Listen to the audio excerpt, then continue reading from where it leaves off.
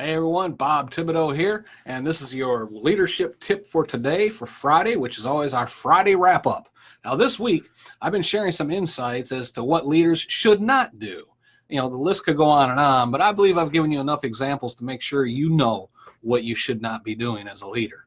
On Monday, I shared do not speak before thinking about the intended result.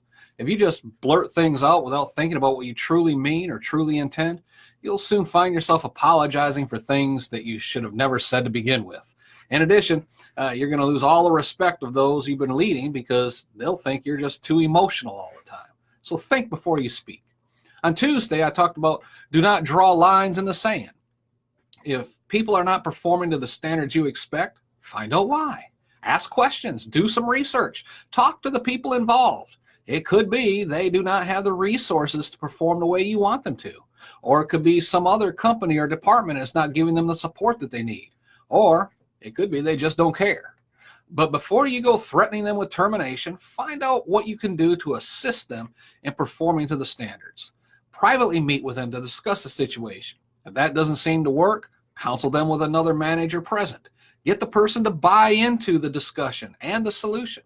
If it all seems as if the person just does not care, then provide one more counseling session with another manager, and this time lay out the ramifications of what will happen if the standards are not met. If things still are not performing the way you want them to, then it's time to follow through on what you told them would happen. Failure to take action that you said would happen will lose your respect among other team members. You must be the one who holds everyone accountable at all times. And to do that, you need to hold yourself accountable to follow through as well. On Wednesday, we talked about the importance of not having different standards for different people. We looked at different situations that could happen, all of them negative, if you held different people to different standards just because you liked them more than someone else. Do not do that. You set the standards. You must also live up to the standards that you set. Only then can you enforce those standards on others. And you must do so equally across the board at all times.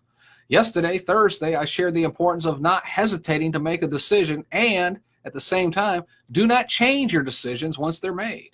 We looked at how an effective leader is one who's not afraid to make a decision in a very stressful, critical time. An effective leader is one who will make the right decision most of the time.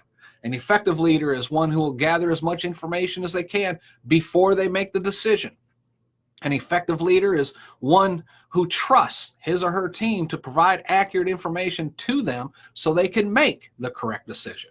Once a decision is made, follow it through to completion. Hold everyone accountable for mission accomplishment at all times.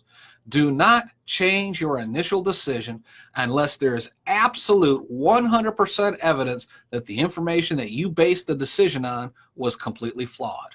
A great leader will make only educated decisions and then motivate the team to fulfill the mission. Finally, I want to leave you with a positive thing to do. Okay, we've had enough of the do nots all week long. I'll be discussing more positive things next week, but for now, I want to leave you with this one thing. It'll help you to remain in control and to keep the respect of those you lead. When you are wrong, admit it. It is not a sign of weakness. It is an indicator of honesty and humility. There is also a leadership trait that your team members would like to have in you, and that is honesty and integrity and humility, right?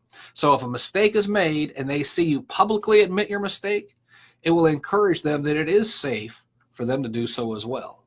This is how you can effectively manage and grow your team successfully. So we'll be back again next week with more leadership tips of the day. And remember, I will see you there.